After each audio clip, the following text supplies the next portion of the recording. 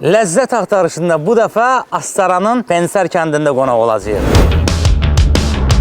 Astara çayı. Dəmləmək bizdən, içmək sizdən.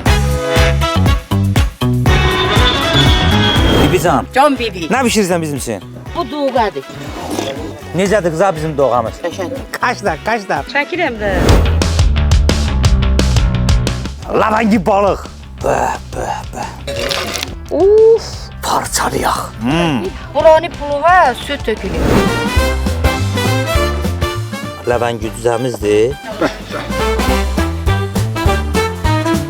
Turş kabab. Kartuşka puluva sütle vurulur. Yiyəsən bah ilə. Bah. Az butulu mardedam.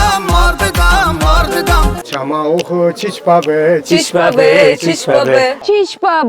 Çıxın. Sponsorlar: Oba Marketlər şəbəkəsi, Mini Boss uşaq bezləri.